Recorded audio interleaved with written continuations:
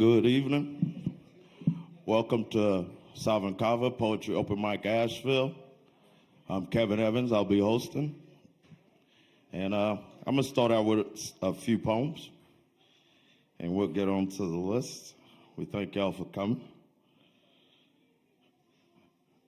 I know these are trying times, and there's a lot of BS and BS individuals doing some evil stuff. But I'm going to start out with a poem by James McCrae. It's entitled Instructions Before Visiting Earth. In the event that you wake up and find your soul separated from source and manifest into material form, don't panic. Your condition is only temporary. You have been selected for the opportunity of human incarnation.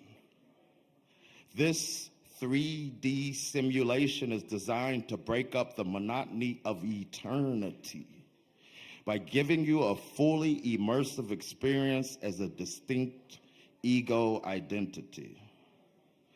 Your body will serve as your physical avatar as you navigate a dense and dramatic reality. There will be many distractions, causing you to forget your true nature and origin. You will experience a range of emotions, from joy to loneliness to despair. But remember, no matter what trials and traumas you encounter, your soul remains perfectly safe.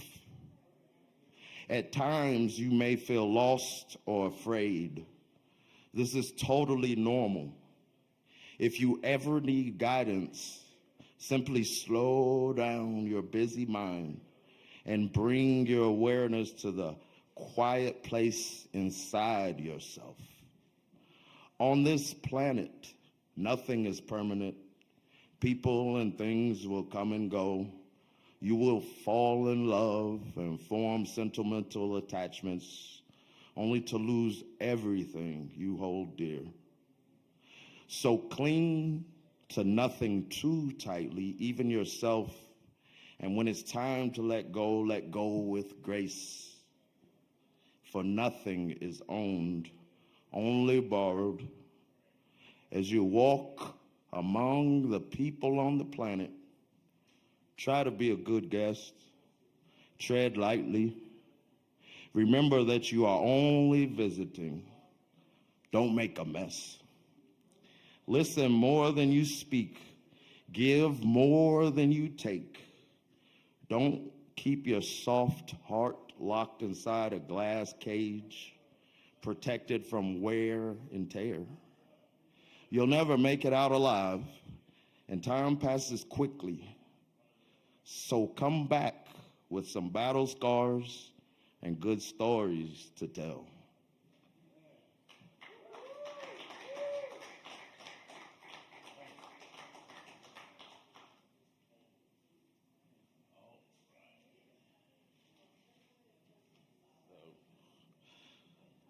This is an original. It's called Vulnerable Villain. Yeah, let's see here. It's from 2015, it appears. Some people would take your name just to kill it, as it gives that there are no feelings in the village, no buildings huddling warm, glows of iron-cladded hands, legs, feet, and torsos, fields of corn, tattoo, bubbly eyes of yellow, as the night becomes ever so wide, bright, and shallow. Some people would take you home as if the cone on your castle, bird covered as chattel, bloopered pasts, occasionally neutered. We laugh, for we must. Mud slapping our passions, green grass trapping. We work to milk whatsoever we can squeeze, so the summer morning still remains and renames you sunny, honey-flavored, and lightly seared.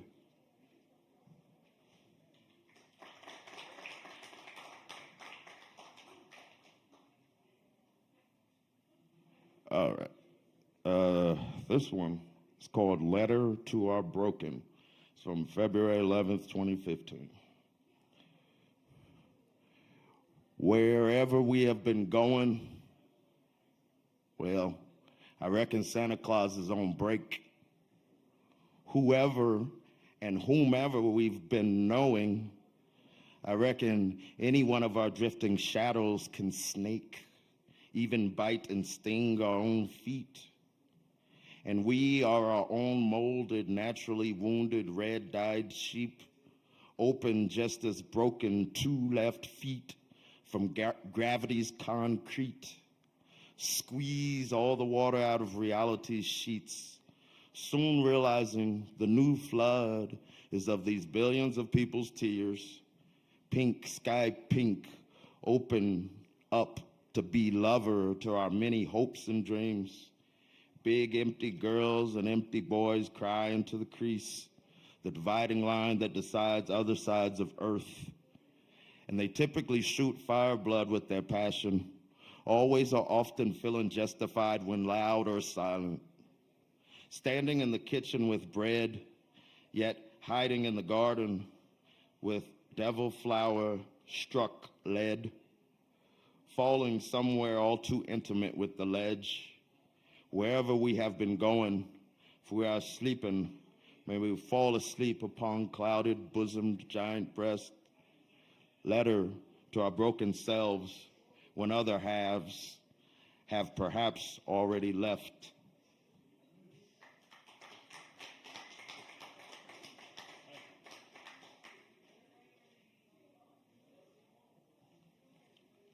All right, I'll do just a couple more.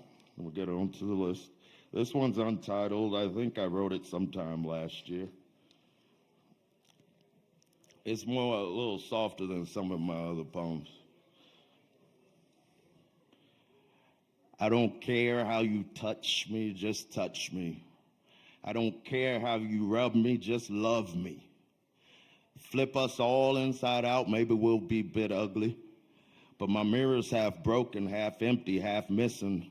So the worst part of you I currently cannot see. I don't care if you are made of funny, funky money. I just wish we were all made of milk and honey. As we peel in the sunbeam, build heaven in some sunny dream. We didn't have to make believe. I don't care if you are thunder drumming me out of sleep. You don't have to kiss, make out, or make love with me. I'm already guilty enough for loving you as you're guilty for loving me. When I saw you, I knew I wanted to believe. And I don't care how your sweet beauty lied to me. That's all I got on that.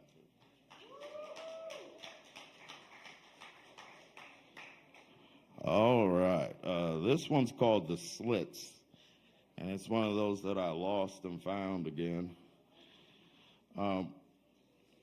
Yeah, I guess it's just talking about the source of life, the entrance or the exit, in a sense, or maybe even from the backwards view. Fix the weather meter on the roof. Oh, I've started at the wrong spot. That's in the middle. My bad. It's handwritten. I'm sorry. All right, here we go. Most of our hero days shed off into bottomless glory hole in a box. Presents for all of your celebrations of life held inside. A hell-bent sigh releases all of your hang-ups, your strange cuffs, and your stranger mask that close you up into half. Most of our superhero praise saved for the wooden box lowering, showering them in beauty, mostly because they're gone. The colored beetles of the summer hide in the ground where they lay their hatchlings. They lie down to hibernate in the ground through the winter. And we can't see a sound peeped of their iridescent nightlight spilt out with ease. Only a dream, only a smashing of them sparkly against the canvas of the crazy artists. But people and creatures make love in every season, even if you can't see them, just as they are born in every season. You can tear away their shine, you can tear away their wings, but they are more, so many more. Most of our imperial days have been cut to the core.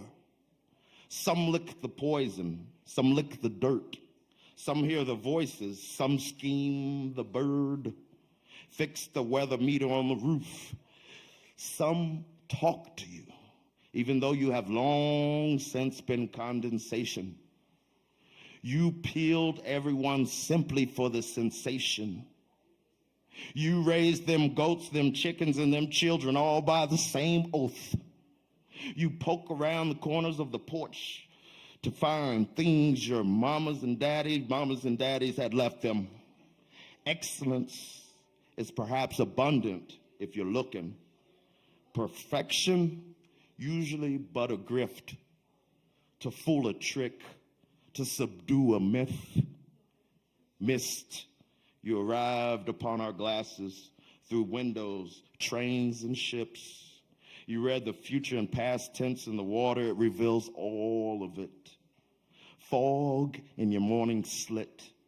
Slip away. Discover your flowing road as it roasts, ready for the roost. You roared some ravens through your teeth, and we all awoke as painted rubber duckies in a mother's means. The stream was but a wet crack in the earth.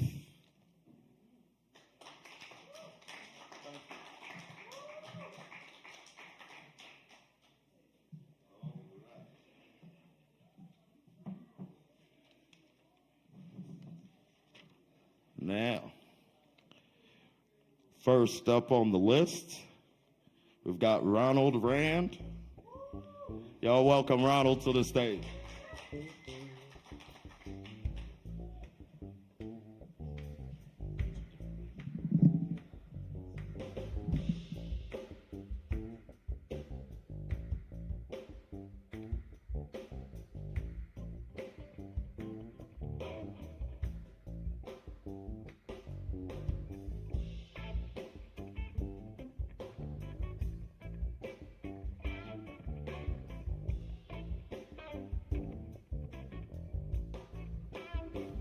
Is it ready now? Okay. Well, hi there. Good evening. It's great to be here. Well, I'm so happy to read some poetry to you this evening. My fourth book just came out called The Martian May, and 30 poems with 29 paintings by yours truly, because it's a book of poetry and paintings. And I'm very happy and delighted to share a couple of poems with you from my new book. So thanks for listening.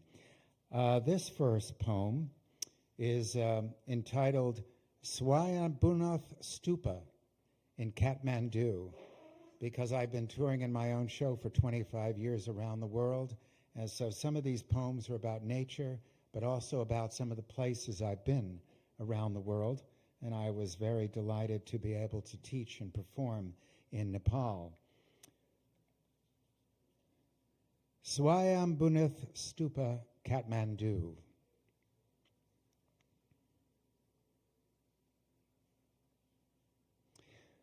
Floating on the top of the world, echoes surround me.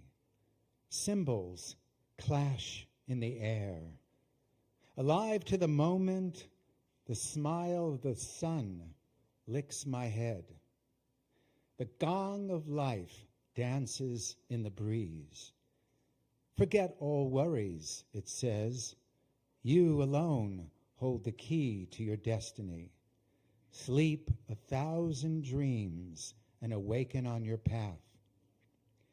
Clear your mind, open your throat, sing like the hawk, dance in the sky.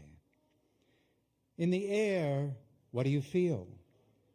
Peace, joy, the gift of life. Horns blare, join in the celebration. Monkeys chatter, looking on from roofs. Monkeys chatter inside my mind. Let them go, let them go, let them go. It is why you have come.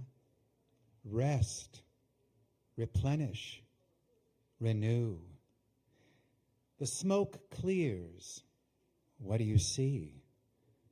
Coconuts, peacock feathers.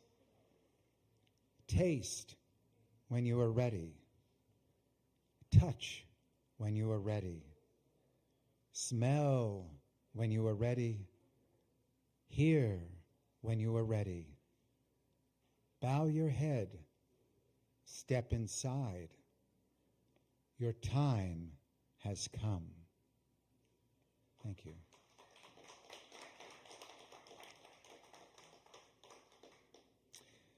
I thought I'd share one more. I was sitting on the side of a mountain where I happen to live, and I was saying to myself while I was sitting there, wouldn't it be marvelous if a deer came down and appeared? And guess what? A deer came down and appeared. So this poem is called A Deer Came to See Me Today. It came down the hill, and seeing me, it stopped and slowly made its way to where I sat. It stamped its paw as if to say, friend or foe, I wished it well, and sent my love its way. It turned its head as if to say, yes, I see you, and we are one in this moment, one, here on the mountain. This morning, on this planet revolving around the sun. A deer came to see me, and time slipped by as we gazed into each other's eyes. Ah, the breath of recognition, of peace and love. A deer came to see me this morning. It seemed as if we had found one another, and everything before had brought us to this moment. Then, turning away, it suddenly stopped. Glancing back, its eyes seemed to say, don't you know who I am? And then was gone. That's what life is. One moment leading to the next, slipping through our fingers like the strands of gossamer, while we find a way forward. For in that moment, we saw one another, and that is how to live. Thank you.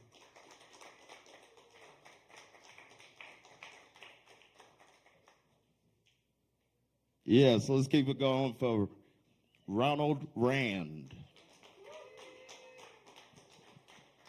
And he's got a book out, beautiful pictures, beautiful nature poems. So we appreciate all of y'all coming through and sharing. Next up, we've got Lydia Gray. Y'all welcome Lydia to the stage.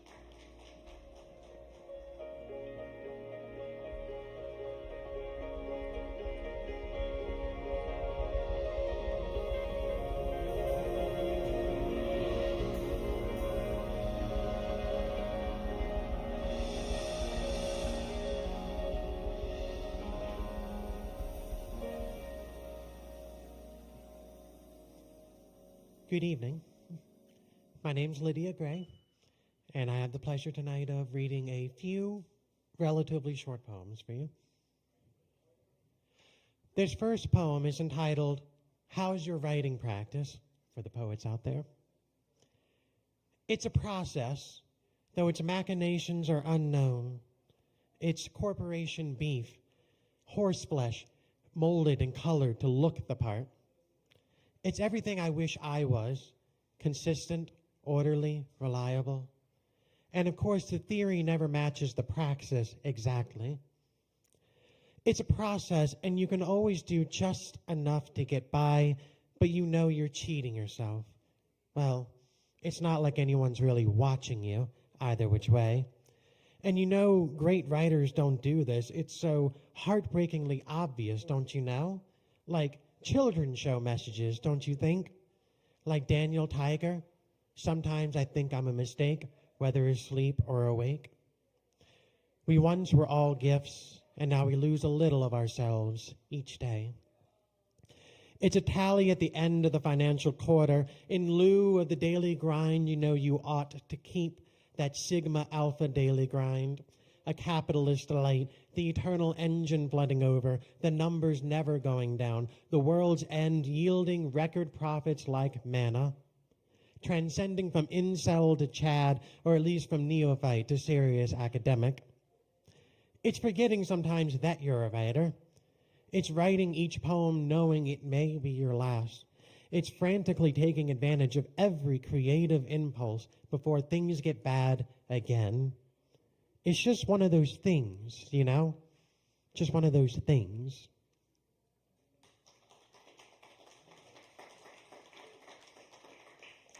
Thank you.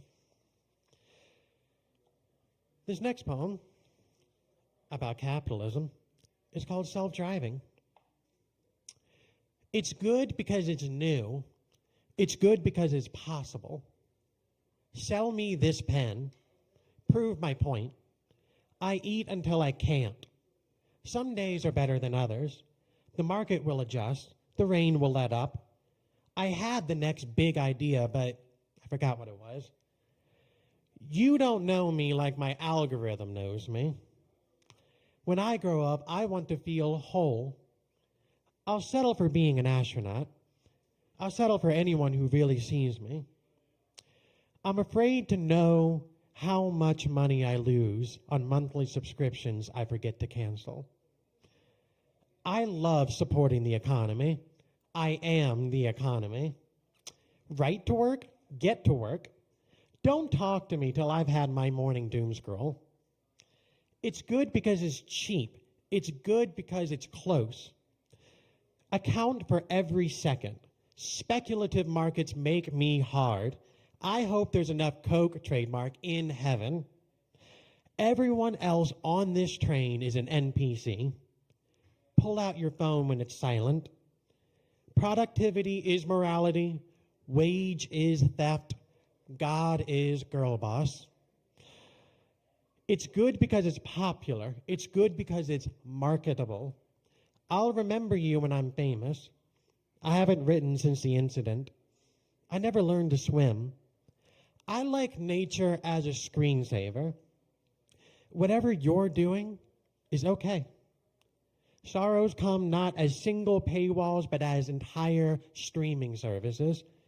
When Florida is underwater, we'll just buy condos in Georgia. If it's not Bluetooth trademark capable, I don't want it. It's good because it's instant. It's good because it's over.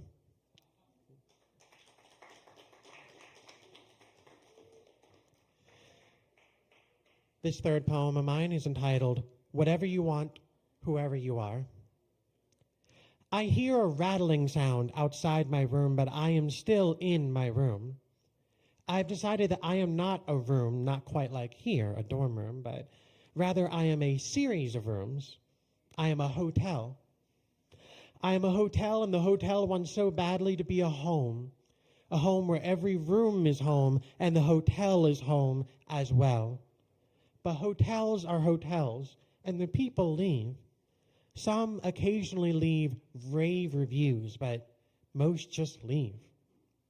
What the people never realize is that every room is unique. No one ever stays in the same room as another.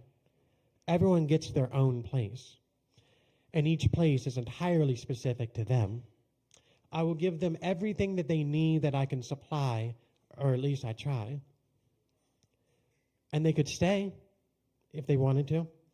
They don't really even have to keep paying. I just set all the invoices aside, and we could just be our own world. The mini bar is complimentary, and so is breakfast. So is every meal if you really want. I could leave the TV on, and we could watch it together. But I know they'll toss their bag on the bed with a disinterested air and thumb through towels and sleep early and leave even earlier. That's fine. I'll give the biggest smile and admit I hope you come back. I'll wait up as long as I can before I turn out the light. Thank you.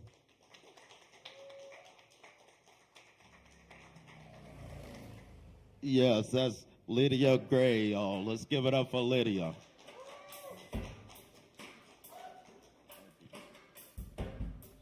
All right.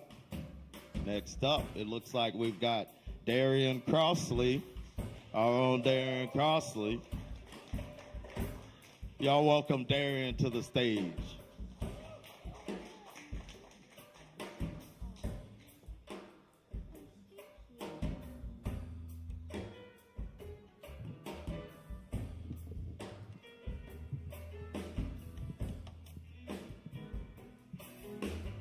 It's on? You can, oh, yeah, you can hear it.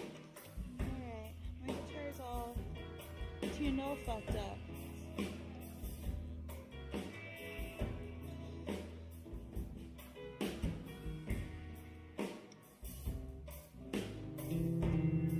It's ominous. Hi, I'm Darian, and I'm excited to be performing. I'm actually, maybe, we'll see how this goes. I'm playing a show on Saturday over at Shakedown in Hendersonville at 7. So if all goes according to plan right now, perhaps you will join me later. How are you guys doing? Well, how are you feel? How's everybody else feeling tonight? That's great. That seemed generally positive.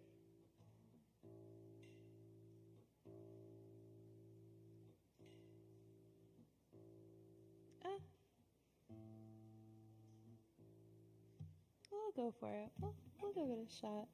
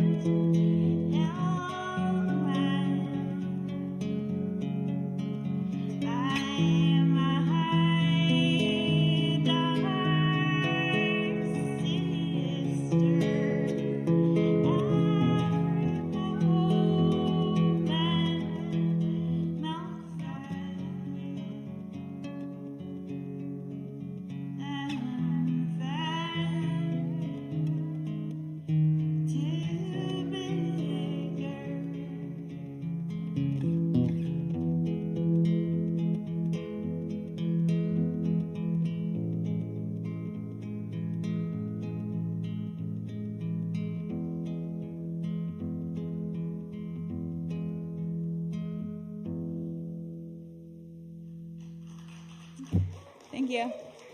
Jesus. Okay. All right. Wait. I have another. I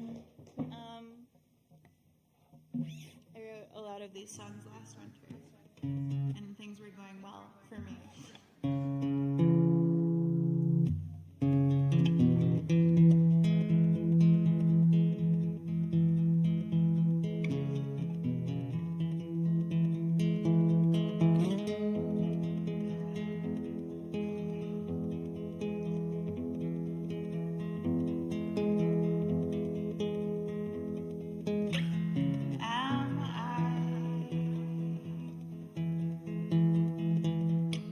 I'm gonna start. I mean, it's so bad.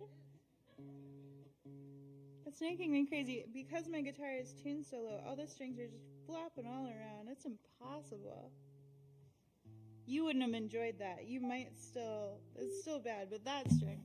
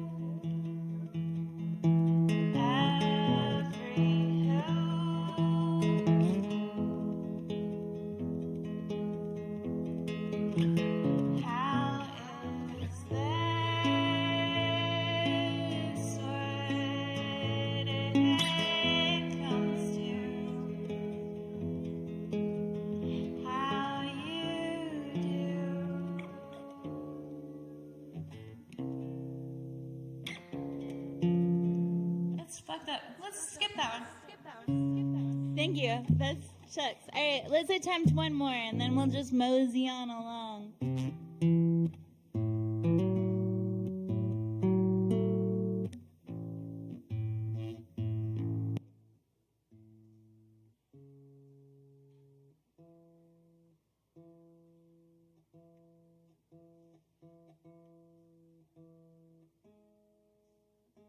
Oh, the hazards of a live performance.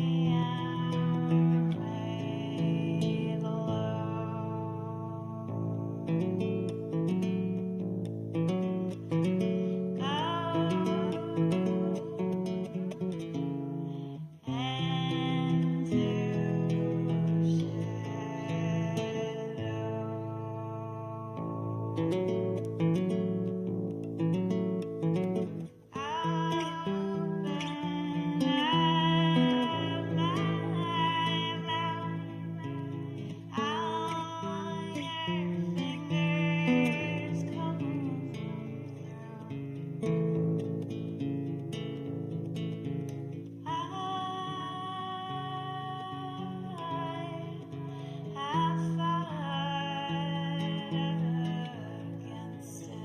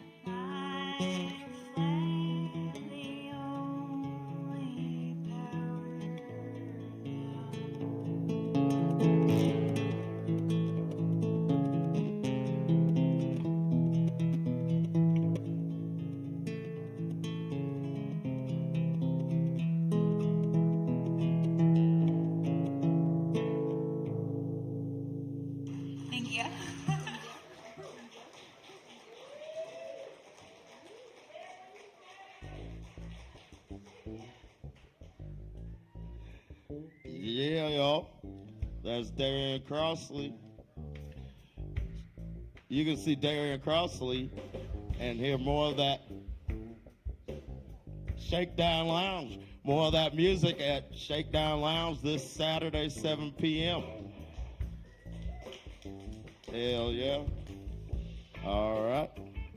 Next up on the list, we've got Kate Priest, a.k.a. Willow.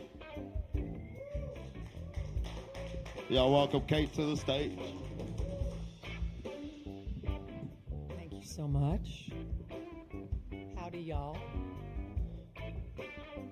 This is a story from my archives.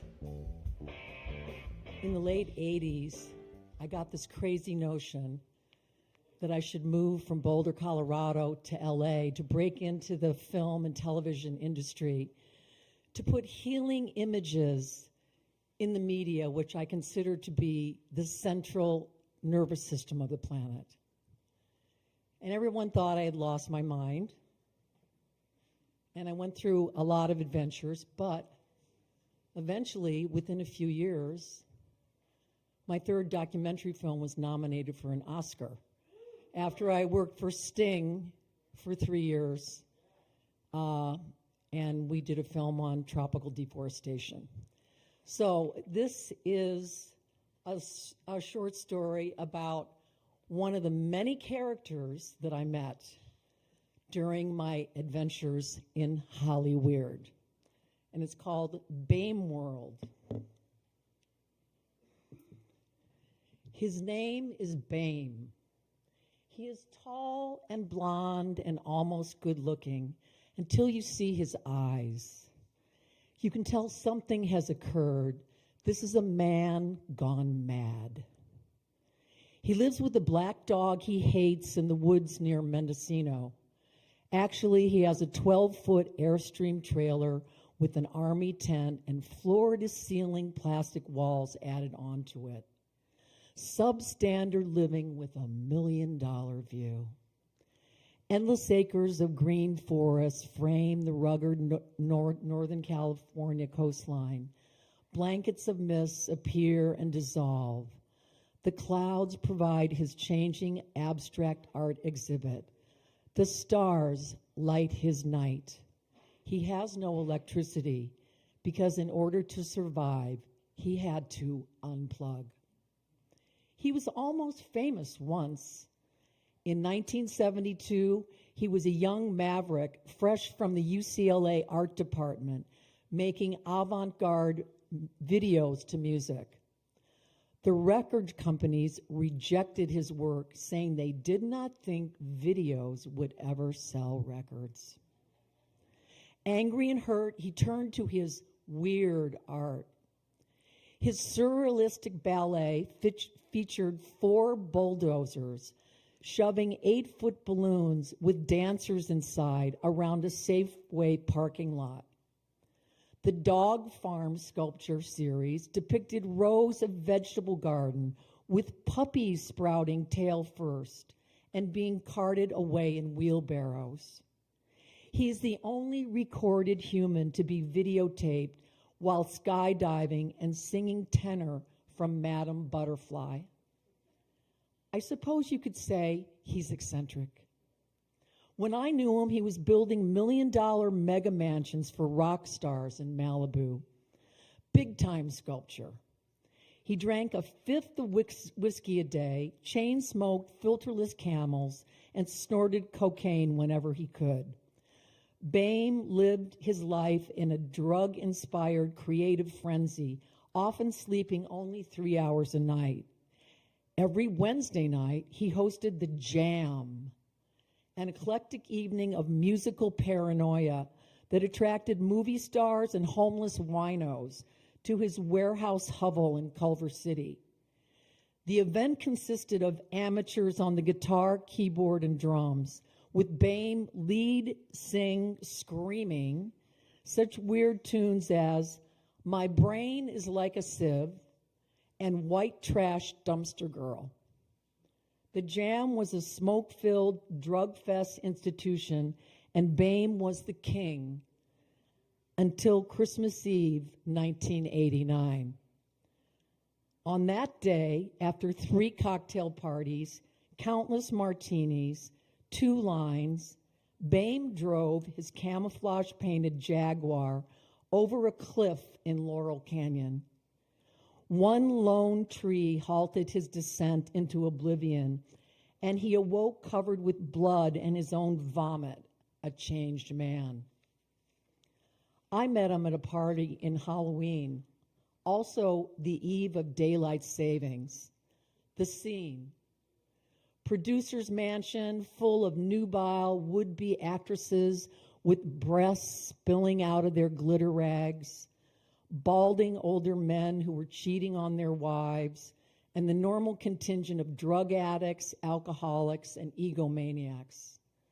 I arrived late with a conga drummer named Fantuzzi, a dreadlock, bespangled Puerto Rican who has an uncanny ability to get in almost anywhere. Not such a bad date in Hollywood, even if he did usually disappear by the end of the night. We were all watching each other playing ourselves. The video cameras and lights were on hot, taping for some entertainment show. Bame was leaning against a wall in a wrinkled beige linen suit, bottle of Jack Daniels hanging from his right hand, sunglasses, of course. He was fiendishly smoking an almost gone cigarette. He watched me enter, mysterious in black leather and silver on the arm of the Rasta drummer. "Dance me," he commanded, and the dance began. I haven't been able to get rid of him since. Later, Gisela, a frizzy-haired nymph from Maui, gave him a tab of acid. She didn't realize that Bame lived on the edge of psychosis already. As the clock struck 2, he and I entered our own time between time, the daylight savings hour that belongs nowhere and therefore allows a certain freedom that normal time cannot afford. I got the Bame psychedelic tour of Hollywood en route to Bame World in Culver City.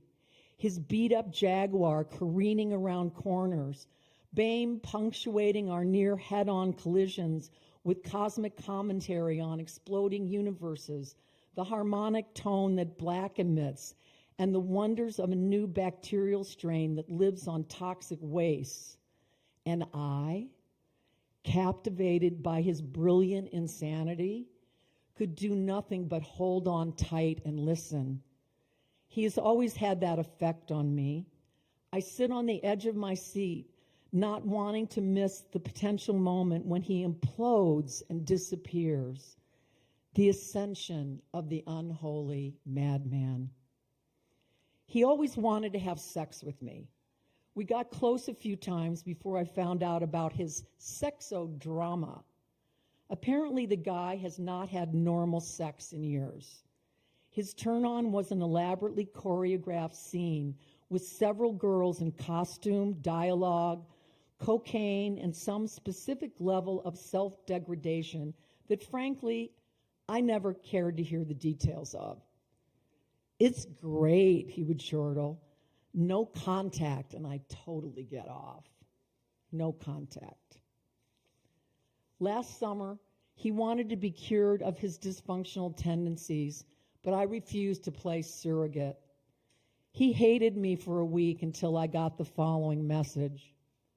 "Priestess, I don't know what to say. That is rare. Mind nearing light speed, waves of nega. How could anyone be mad at you? I am angry, confused, and disappointed, but that is with the weak, neurotic, impotent whiner, not you. You are world-class gorgeous, magna flesh wild, vanity fair, chilling. Hopefully you are coming all over the place, and that it is good and it lasts. Eternally, Bame." He always redeems himself somehow. I've forgiven him, but he still owes me $60.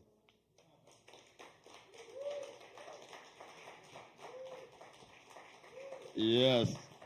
Let's give it up for Kate Priest, a.k.a. Willow, and that awesome-ass story. All right. Now we've got Starlina. Is Starlina still present? All right. All right, y'all welcome Starlina to the stage. She's going to do some piano. Might take just a second here, but we're all good to go.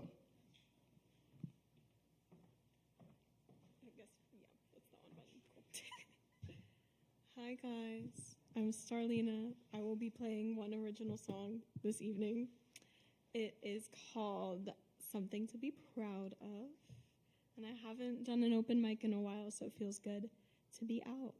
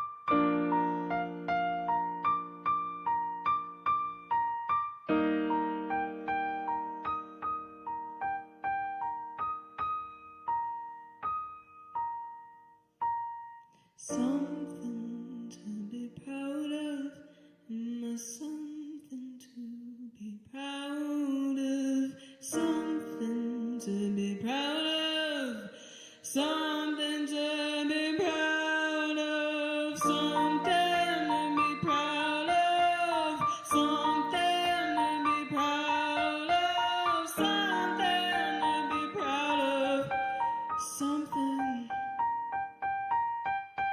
And I've been this way since I was 8. Said I'd be a pop star, a household name. It's written in the name that I was given. Allegedly I'm a star that was sent from heaven. How quickly it would change when I knew I was gay. Am I something that God could save? How much would they pray? How little they loved? Am I something to be proud of? I turned 19 and I returned to art. Moved 500 miles away seeking a fresh start. 10 hits of the card, I got high seeking knowledge. To be honest, I don't remember much of college. At 20 I returned to music. Didn't think I was good. Andy said, Star, you can do this. How much he believed in me, how much would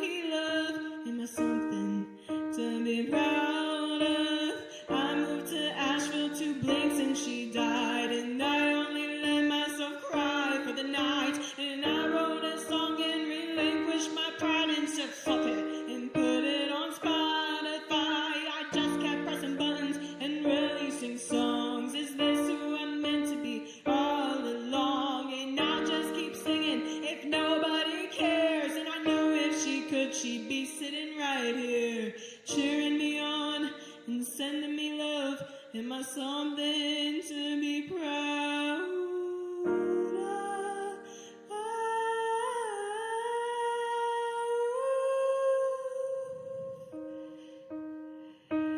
If I were me, would I love everything that I see? Be impressed by the restless nights I spent getting high, writing and producing, and all the times I played hunched over, locked in on my screen. I was replying, makeup, obsessed with myself and whatever I'm sewing. Oh, it's just another day to me, a small thud in the bay, a drop in the sea. Music's what I played, everything that I love, something to be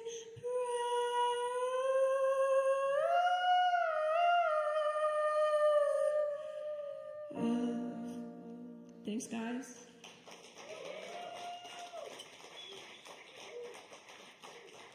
That Starlena. is Starlena. On all platforms, STARLENA. I sing, write, produce all my own stuff. One man band. Thanks, guys.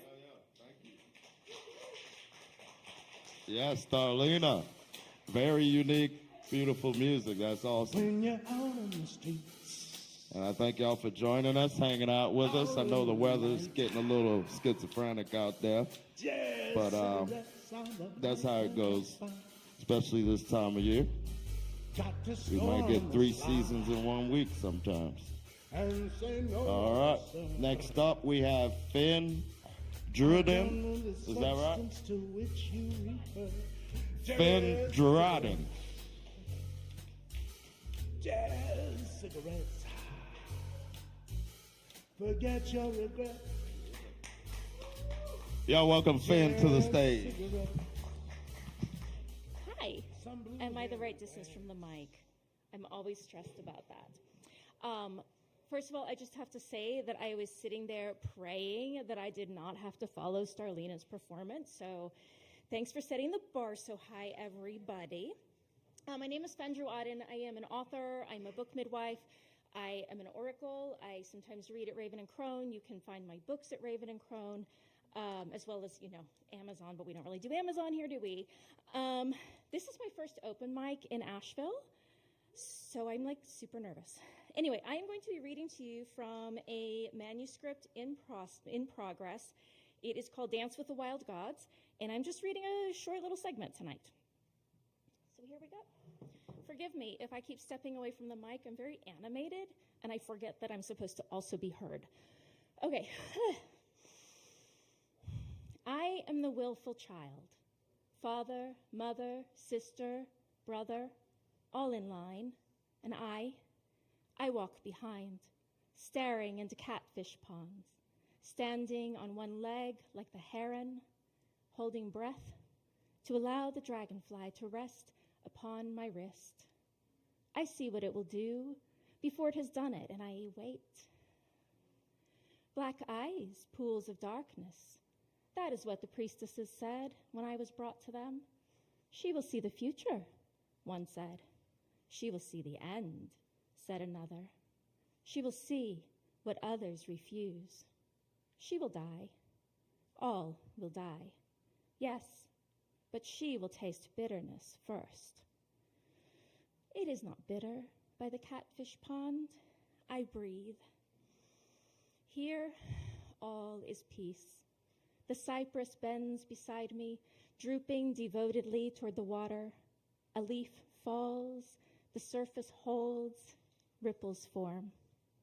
A water strider skates by, and a catfish rises from below, swallows it, and disappears again. An omen. I hold my leg up, the heron's pose, a little longer. Cassandra, they call, come in. You will darken your skin. I do not care about the darkness of my skin. A veil is placed over my head. Come in, they say again. It is useless to resist. In my body, I am a girl. In my heart, I am a swallow, dipping to taste the water and flying away again. In my heart, I am a frog, leaping away to freedom. In my heart, I am the catfish, deep and slow and mud-bound, rising according to my own calling, not theirs. I wish I were a catfish. Indoors, the dance is endless. The patter and the bustle, the draping of the gowns, the cinching of the waist, the adornments of gold and jewel, separated by 1,000 years from what is real, the dirt and stone and butterfly. 1,000 years, they say. Cassandra, you are a dreamer. They place the circlet on my head, the sandals on my feet. They thrust me forward into a future I did not choose. A catfish, wrenched from the depths, gasping for breath, force-fed figs and plums, when a crayfish, freshly dead and lightly rotten, would serve. I am a priestess. I am a willful child. I will not choose my end. I will not choose the middle. I did not choose the beginning. But in the interstitials, in the gaps of warp and weave, I will see what none other can see. I will stand as a heron, gazing into the water, and a catfish will rise, and its barbels will prophesy. And I will weep for what is coming, and yet rejoice for what is. For while they bustle and storm, I am here, a heron on one leg, whispering into the depths.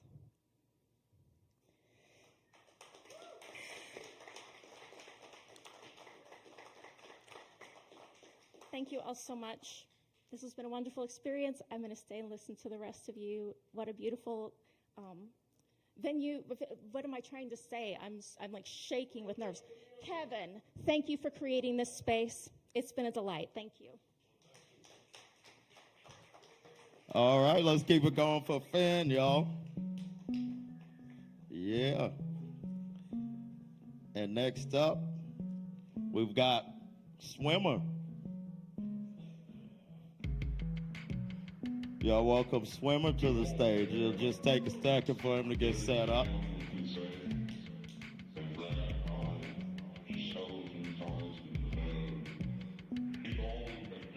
Swimmer, you still here?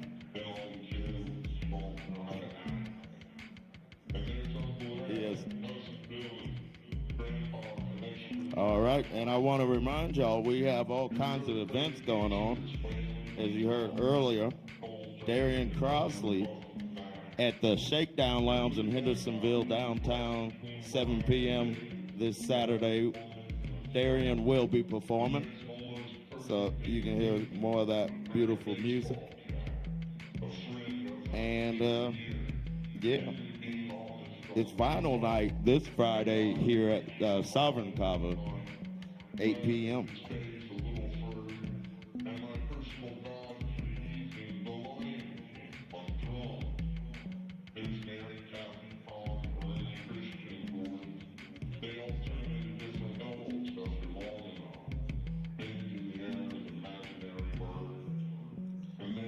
All right, let's welcome Swimmer to the stage.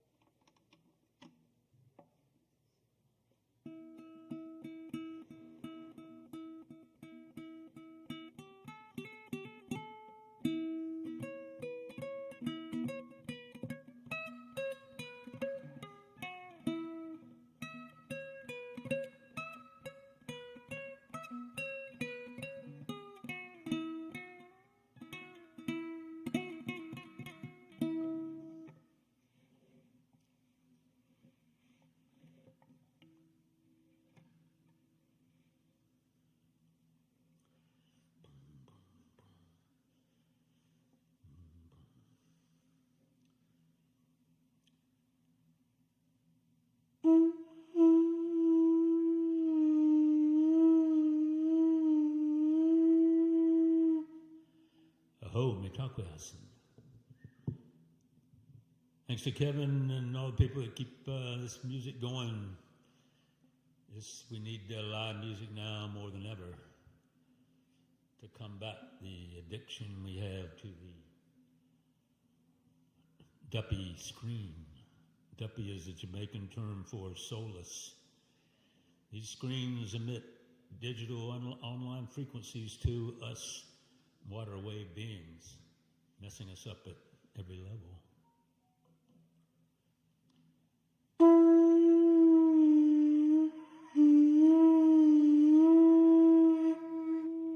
This is a song about an antidote for the situation.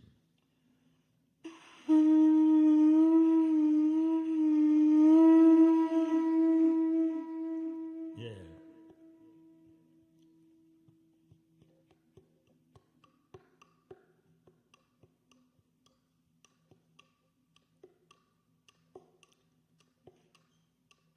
I sent a prayer to Lord Shiva. His gift to us made me a believer. He's got the cauldron turning round in time, making little sips of God Dog Love Potion number 9. Number 9, number 9, number 9. I told him I was in a disconnect. He looked at me and said, "What do you expect?" Taking direction from the duppy screen. Let it go before you give it your beam. I put the duppy screen down on the ground. I followed Lord Shiva around. He looked at my palm and he made a magic sign. Said, "What you need, boy? God Dog Love Potion number 9. God Dog Love Potion number 9.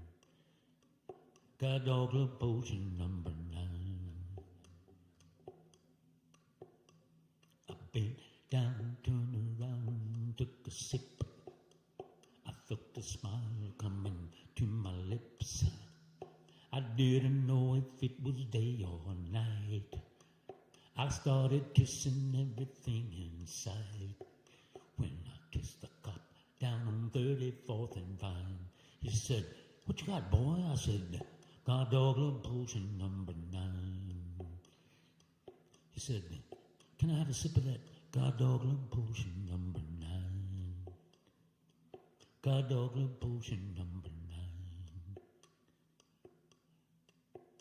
Number 9, number 9, number 9.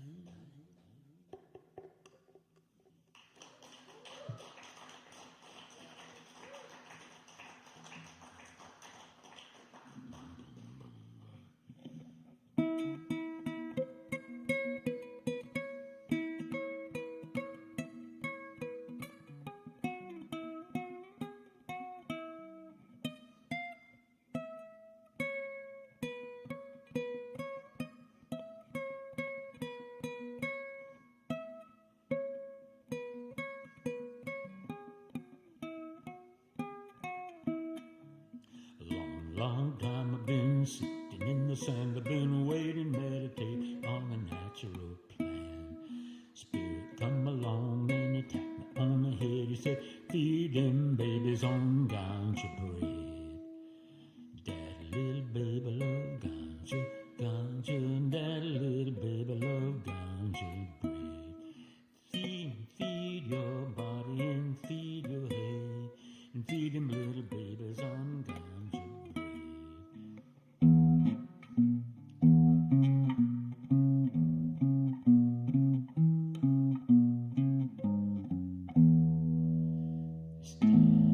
Standing by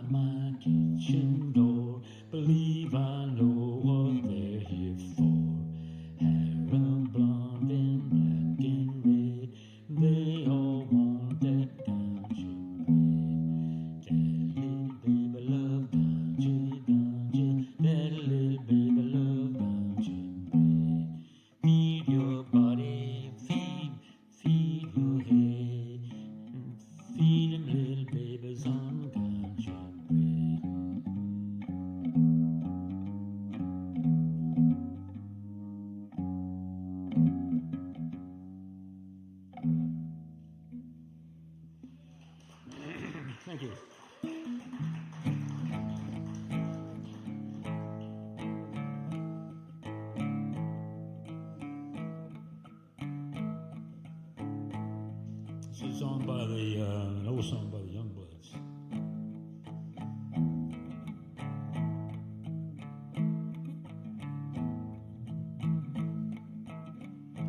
Love is but the song we sing, fear's the way we die.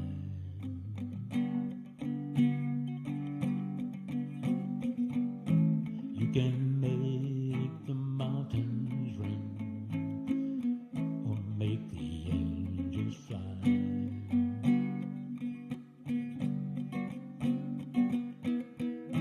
Know that love is on the wing.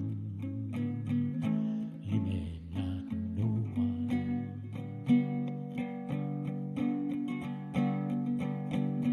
Come on, people now, smile on each other.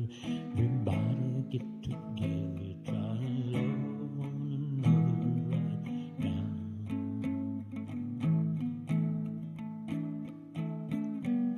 Some may come and some may go, and we shall surely pass.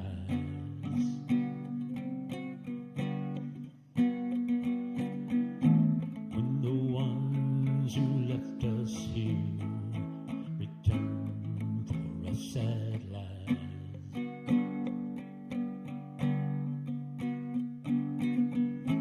we are but a moment's sunlight fading in the grass.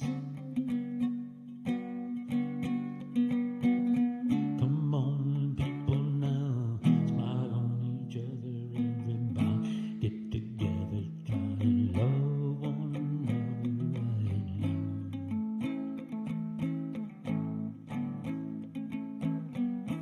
If you hear the song I sing, hope you will understand.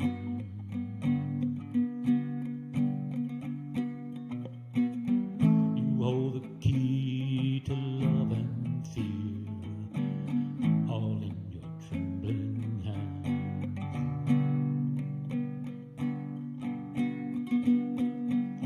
Just one key unlocks them both. It's there at your command.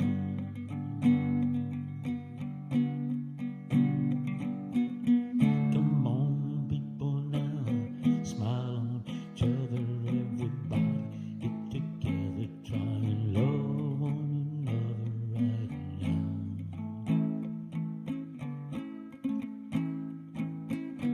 Come on, people now, smile on each other. Everybody get together, try and love one another right now. Right now.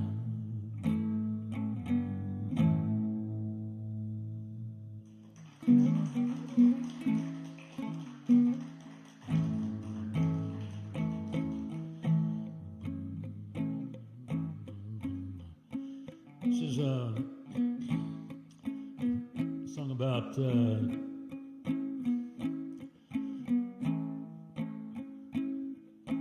applies to my soulmate who got taken out by the pandemic, the condemic.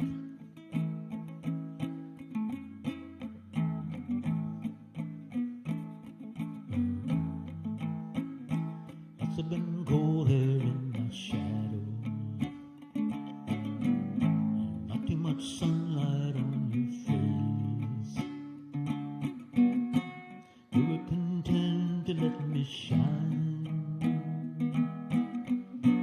You always walked a step behind. I was the one with all the glory.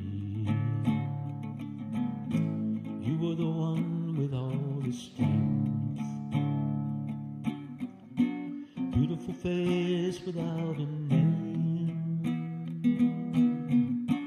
You always smiled a bit complained. Did you ever know that you're my hero?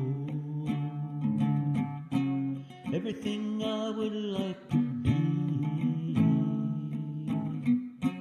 I can fly higher than an eagle.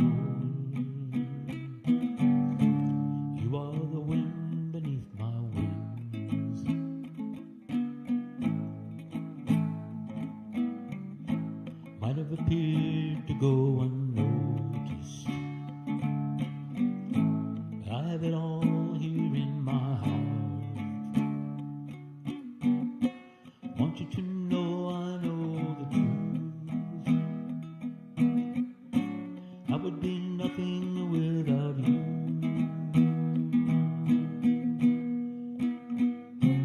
Want you to know that you're my hero.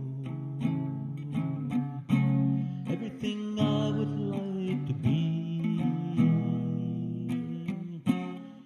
Fly higher than an eagle.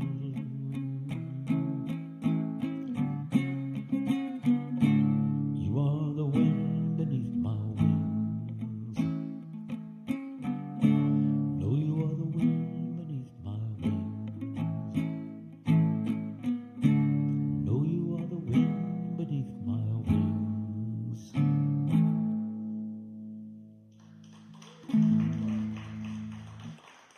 Thanks for listening. Thanks for all these people at the Kava bar to keep this music going. What we need probably now more than ever.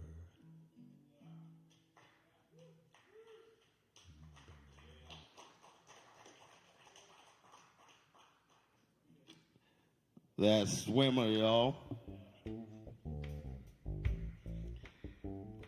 Yeah, that spiritual resistance is very important.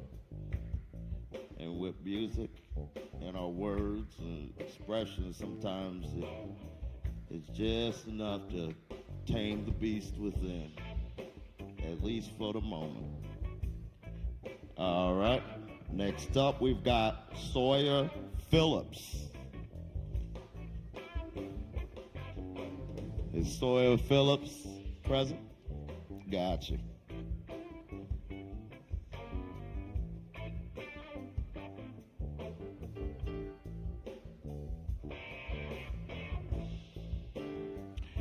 All right, y'all welcome Sawyer to the stage.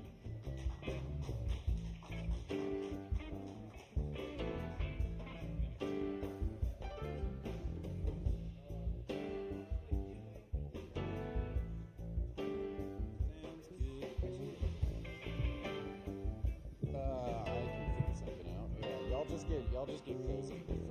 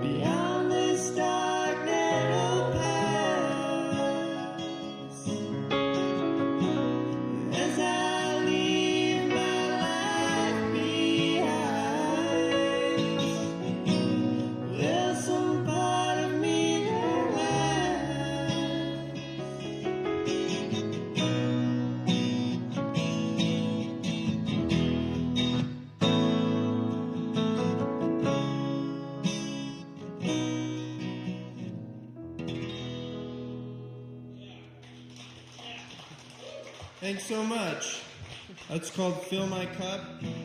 This is Ethan and Jaden. I'm Sawyer. And here's another song.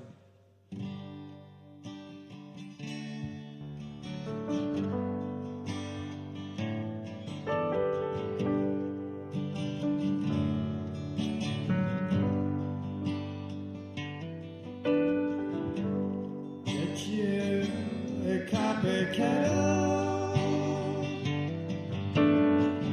Get you a copper coil. Fill it with a new made corn mash. Never more you toil. Just lay there by the juniper while the moon is bright. Watch them jugs a filling in the pale moonlight.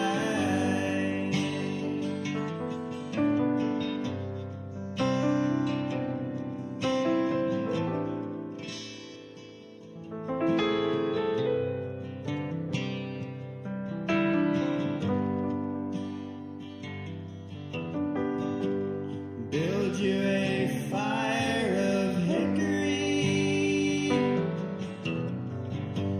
hickory ash and oak. Don't use no green or rotten wood. Look at you by the smoke. Just lay there by the juniper while the moon is bright. Watch them jugs a filling in the pale moonlight.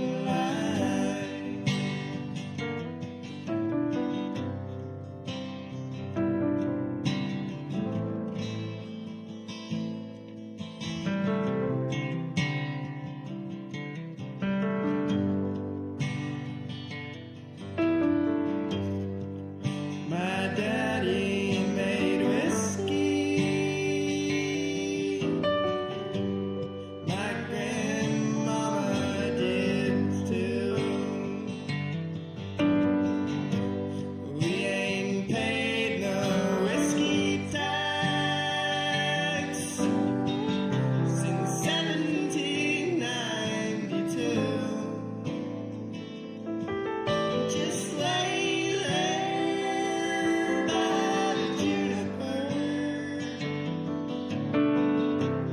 while the moon is bright.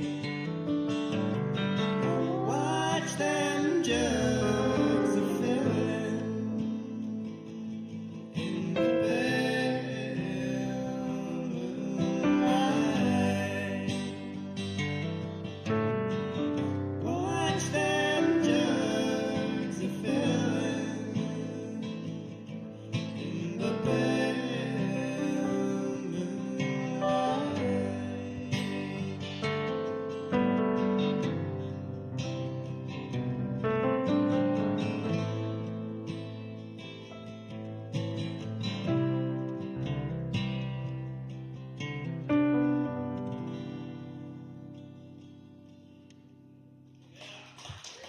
Thanks so much. That's called Copper Kettle.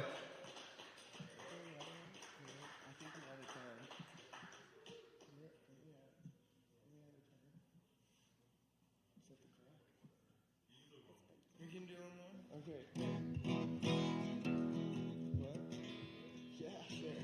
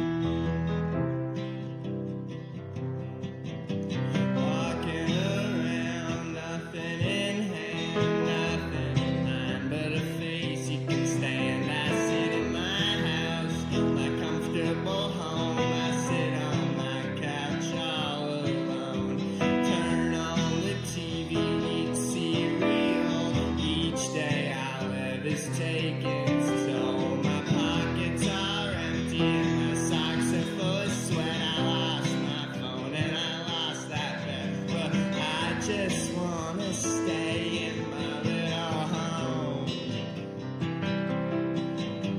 I just wanna stay in my little home.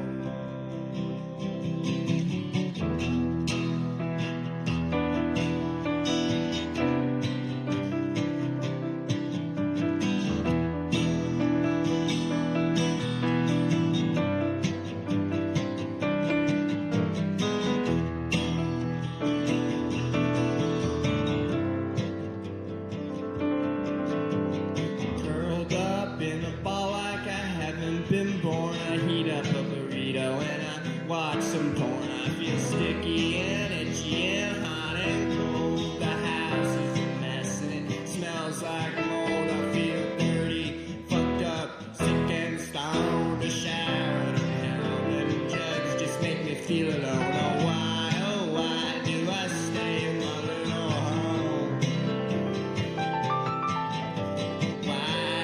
Why do I stay in my little home?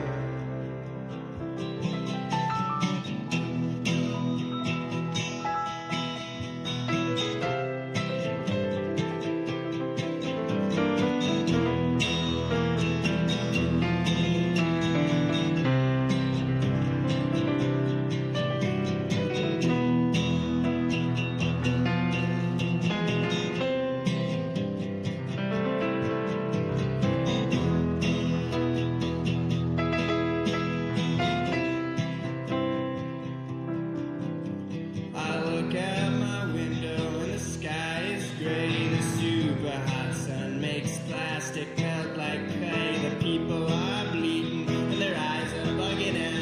Wearing their skin like a hermit crab out of its shell. It looks like hell. Oh, I guess I'll just stay in my little home.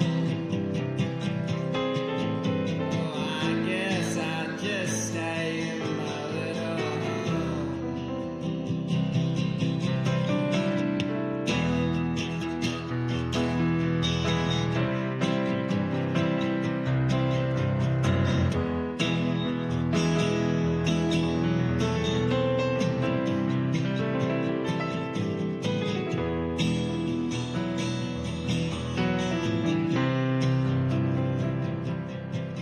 An angel came down in the middle of the night. She said, what the fuck?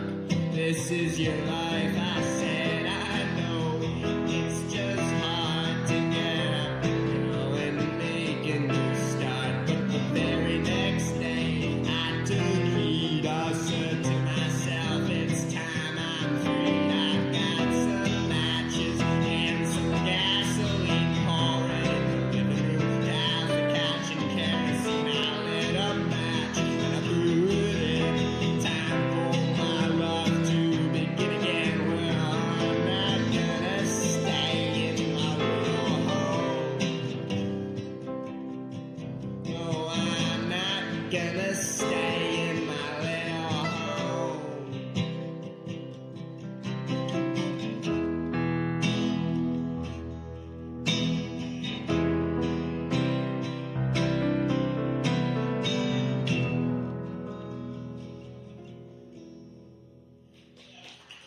Thanks.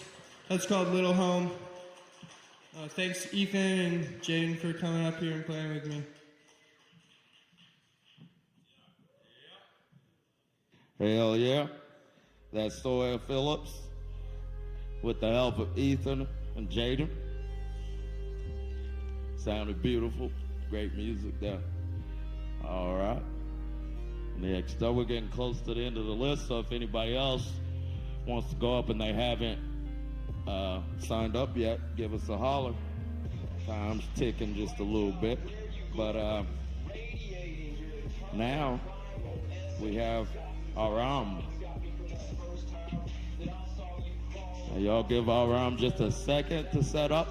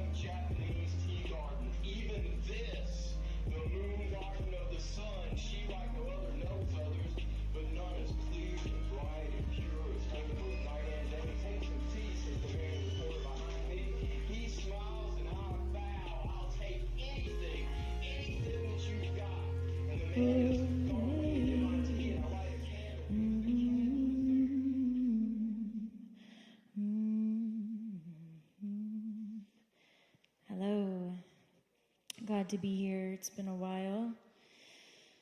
I am here representing on behalf of my people that I love dearly, my Iranian people, all over the world, but mainly the ones in Iran who are fighting for revolutionaries, who are fighting for freedom, for livelihood, for humanity, for freedom of speech, religion, freedom of expression. It's a country where singing is illegal for women, dancing is illegal, all kinds of things. So, yeah, I'm here. They're uprising and being massacred in the streets, and numbers are at over 20,000. They don't have internet right now. They don't have phone lines. Everything's cut out. The dictatorship is wanting them to be completely isolated and nobody to know what they're doing. So the people all around the world are being their voice. So this song came through during the Masa Amini Women Life Freedom Movement in 2022. And here we are again with another revolution, and may it be the last one before the dictators are overthrown. Thank you.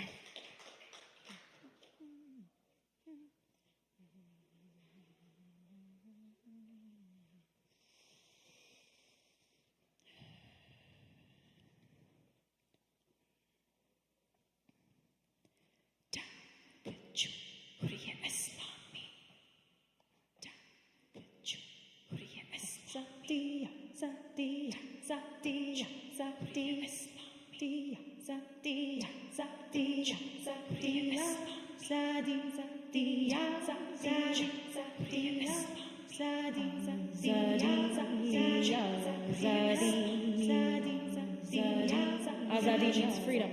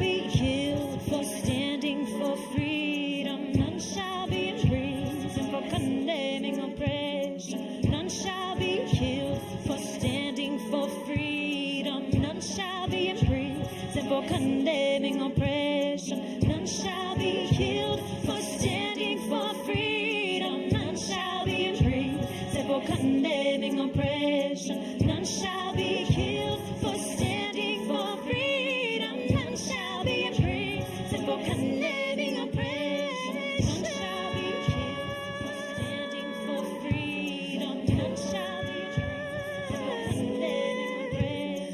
None shall be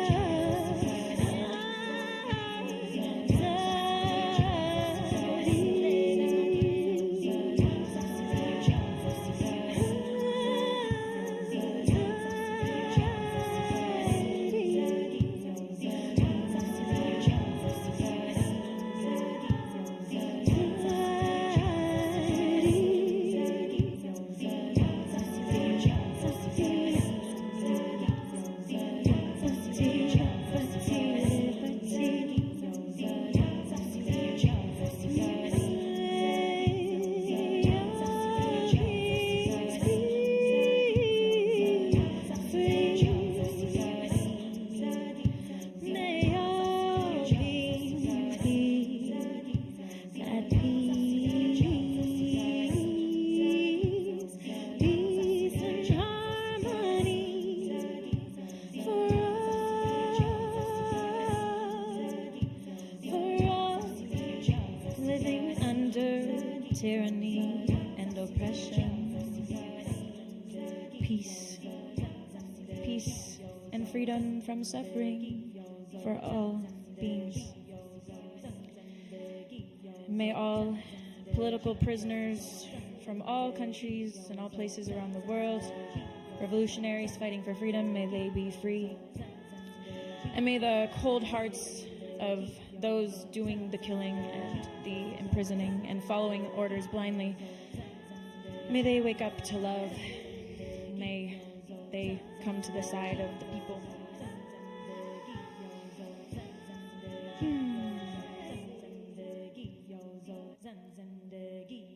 Zan Zendegi Azadi. It's women, life, freedom.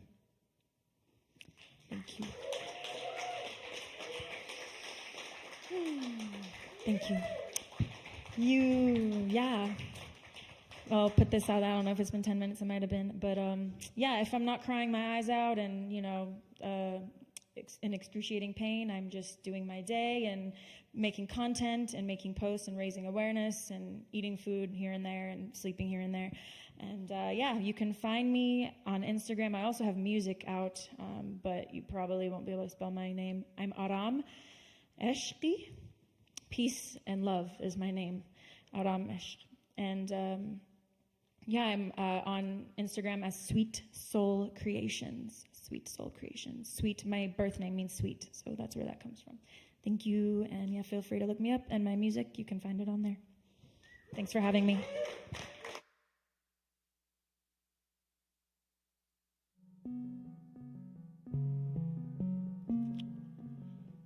Aram, y'all. That was beautiful and a great message.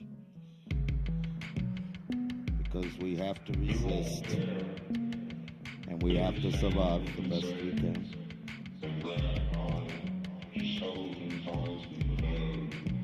Once again, I do want to mention that it is vinyl night this Friday here at Sovereign Kava about 8 p.m. So you can bring in your vinyl records and get them on a little spin there. I appreciate y'all coming through, hanging out with us tonight. Next up on the mic, we've got Zach Jones. Y'all welcome Zach to the stage.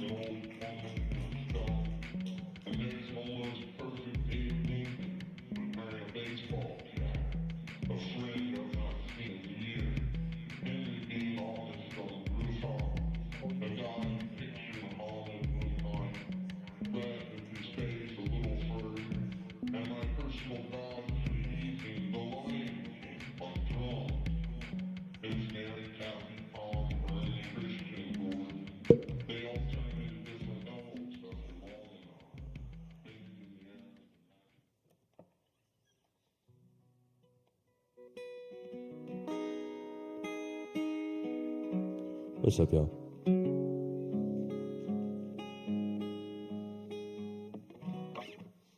So Saturday, one of my musical heroes passed away. Bob Weir, big inspiration for me. Yo, David, could you do me a super favor and hand me my phone right there? You're the man. So after hearing Kevin open the night with some beautiful poetry, I felt inspired. So when I got here, I wrote this poem for Bobby. Doesn't have a name yet, but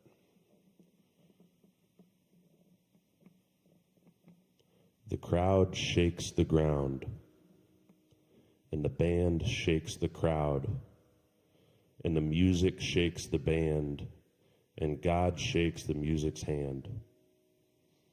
In the dank stench of this falsely advertised promised land, that is in fact only a river. Like a road we can run, for the music never stopped, playing in the band and trucking through this hell in a bucket. Though it looks like rain, do not be the one caught throwing stones, but choose to be sweet as a sugar magnolia. You may attempt to measure the estimated profits, striking and toiling like lazy lightning through a black-throated wind. And while it is easy to be convinced that we must live one life, we can choose to live the other one. You may feel like a stranger, born cross-eyed, like a lost sailor or some weary saint of circumstance. Be you the victim or the crime, the weather report reads only that heaven will help the fool through the greatest story ever told. Because we are all little stars, we are all Picasso moons, and we all need a miracle.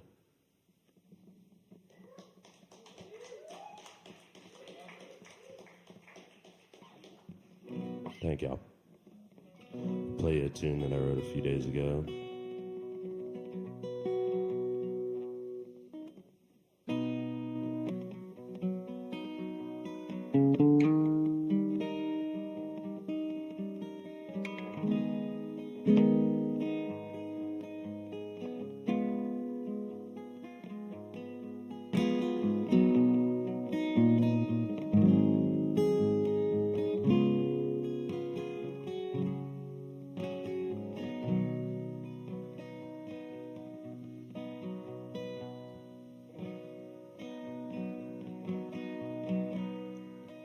There's a bird by my window, singing songs that sound just like your name.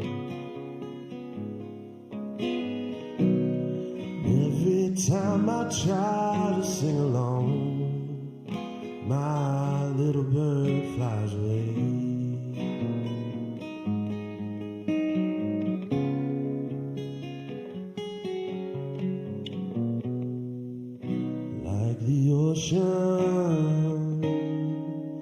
Like the rain falling down, like a newborn baby crying. Don't mind me, babe, 'cause I'm only dying.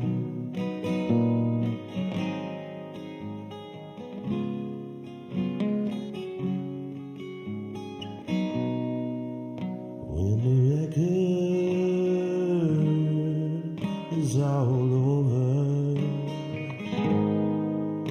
and there's nothing left to sing. Was I only dreaming, babe? Did it ever mean a thing?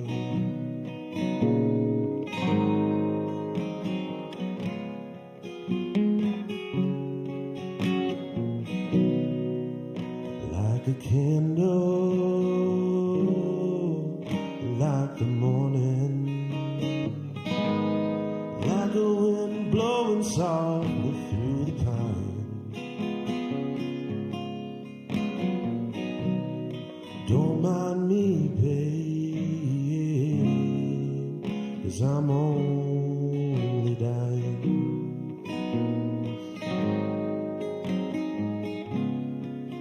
'cause I'm only down.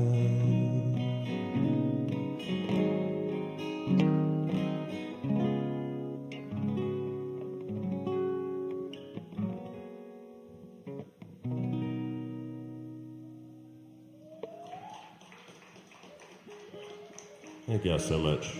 I think I got one more short one.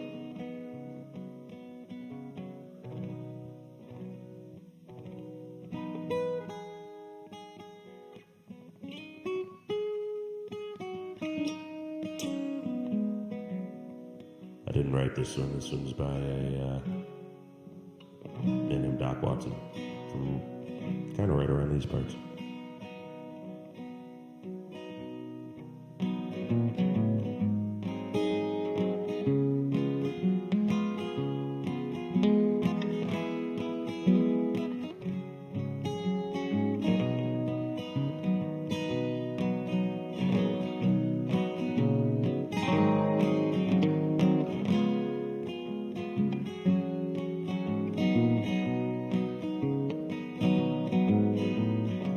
Joy at the start and fear at the journey.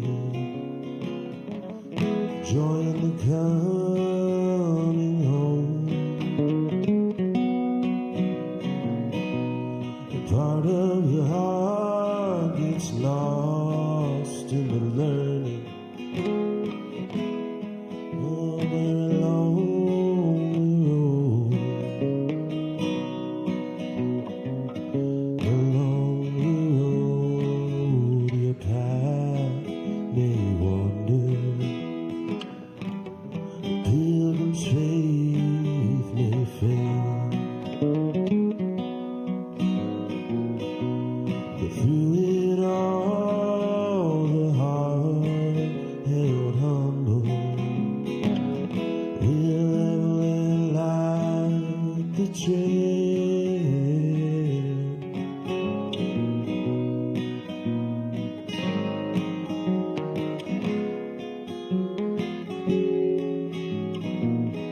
Cursing the quest and courting disaster. Measureless nights for both. Moments of rest and glimpses of laughter. The treasures along the road. When the road gets rough, your steps may stumble, and your thoughts may start to stray. But absence makes the heart grow stronger. When darkness hides the way.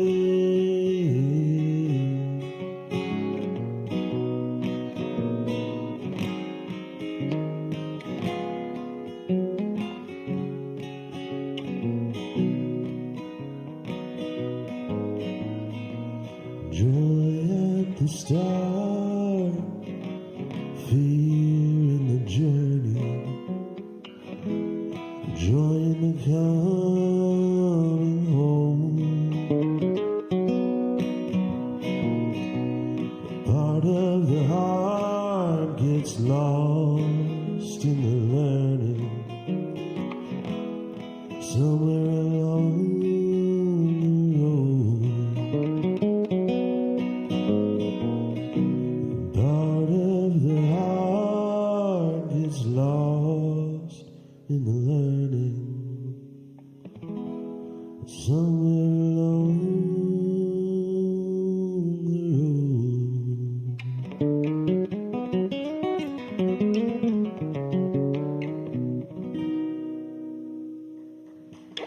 Thank y'all so much. Thanks, Kevin, Sovereign. Make sure to tip the bar. Love y'all. Yes, that's Zach Jones, y'all. Let's keep it going for Zach. Great songs, man. Hell yeah. And next up, we've got Miles K. Yes. Let's welcome Miles K to the stage.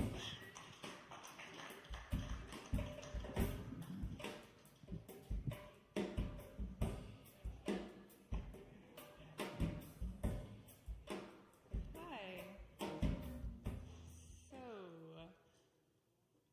I am absolutely terrified. I can feel my face flushing, that creeping rash across my neck. However, I'm still conscious.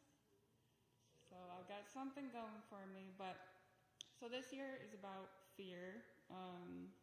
For me, approaching my fear, understanding my fear, and saying goodbye to my fear. Can y'all hear me? I've never spoken in a... Okay, all right. So I'm approaching my fear. So basically, I try to think of the most vulnerable thing I could say tonight, and that is reading something straight from my journal, my diary per se. So I wrote this morning during breakfast. Here we go. Love should not make your muscles wince and contract, your cells, your veins, your nerves vibrate. This is a fear, one that you have built, and so well, in fact, you have mistaken it all these years for love. Love should bring you back to Four Altar Court, my grandmother's house. Love should be in the silent drive over. The silence coming from absolutely no disruption of your body's natural rhythm, the state of just simple existence. It should be in the first deep breath as you close the side door behind you. That reliable scent of old carpet, chipping wood, lingering of bacon grease for BLTs. Love should feel like turning the corner and she's sitting on the same end of the couch under the same lamp that's lit up her crosswords for years. Love should feel like her eyes that meet yours every single time to greet you. It should feel like lying down, placing her head on her lap without even a second thought if she even wants it there, because it is a mutual, unspoken need. Love is her fingers lifting without thought or say to caress my hair, as if it's a reflex, an internal biological need. Love is the complete detachment. Love is amongst the unawareness. Love is safety. Love is predictable. It is. Love is like that one person you know who is always wearing that same hoodie. You see them and it puts your entire being at ease. And you don't even realize it. It roots you back into the remembrance of security and dependability. It coats your nerves as a soothing cloak in the same way as milky oats do. It's true. If for one day you came to work and they have decided to retire the old rag, you would be devastated and would immediately feel it. Your body would squirm and try to make sense of it. Your day would be off and find yourself to be severely disturbed by the new choice of an off-putting shade of red. What does this even mean for them? Don't they know red is certainly not their color? Don't they know? Do they not know? All the while we fail to know for ourselves the wailing necessity for security, for the unspoken, silent predictability, or existence, if you will. I can cross that off my list. Thank you, guys. Yes, let's keep it going for Miles K, y'all. Absolutely. You know, one of the things I do since I've been hosting this open mic in these recent times is I try to challenge myself to do something that scares me even though I'm hosting. I try to do at least one thing that I'm kind of scared to do.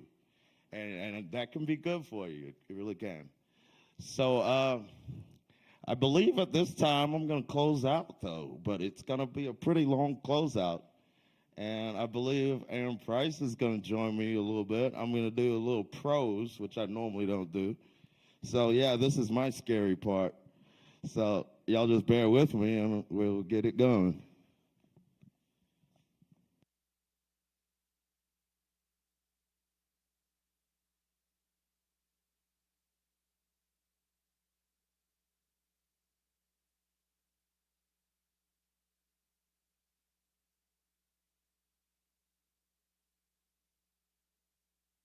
All righty, here we go. So this piece that I'm going to do, it's called, I call it a prose, but I never really liked that word anyway, and I don't know. Even though I've technically started out writing creatively in elementary prose, I'd rather call it like narrative or something. But so long story short, back in June of 2020, when the lockdown and all the shit was going down, now there's all the shit going down too, in different levels, you know. There's always something to fight. But so long story short, I was on this platform online and with some other writers, and I wrote this thing called No Blues on Sunday, and it's kind of my life story in a sense, but it's also my form of Black Lives Matter, I guess you would say. Yeah, about music too, of course. All right. America, to this day, seems to be some kind of tricky, experimental societal invention. The music of America is fundamentally aligned and embedded with that same volatile, flavorful, healing energy. It is the gumbo in the crock pot struck by lightning, almost given special supernatural powers, grown out of the flares of Hades plus the seeds and rains of heaven. From the field chants to the gospel shuffle in the churches, the hymns and hums of gritty black belt soil Delta blues, to wildly scintillating jazz flowing out of the streets and clubs of New Orleans. Yes, this is black music. Therefore, it is American music with a distinct African backbone. The drum, the bass, the heartbeats. The special thing about free expression and the best thing about music is the fact that a man-made instrument extending beyond your person isn't even necessary. This is clearly evidenced in the fields, on the chain gangs, in the churches where a cappella voices seem to penetrate the sky. We've seen that with the MCs flowing on the corner with the beat of the concrete. All of this is a movement through expression, pure spiritual resistance. It is something that people can always keep and carry with them, no matter how destitute or disenfranchised. This music has saved lives. It has bestowed many people with hope, purpose, and self-worth. Music is not just music. For some who don't practice religion, it serves the same intended purpose. Music coincides with people and nature. It travels, adapts, updates, and sometimes reverts back to the days of old. At times we need reminders, songs we've been estranged from for a long time. Songs that bring us back to the water, back to the road ahead. Regardless, it is important to understand and appreciate the origins of the music, of the people of the music. When one understands the story and the foundation, one can more readily access the meaning and importance of the said art form. My father was born in 1957 in Columbus, Mississippi, and my mother was born in 1959 in the same town. She was born in a part of town called Catfish Alley.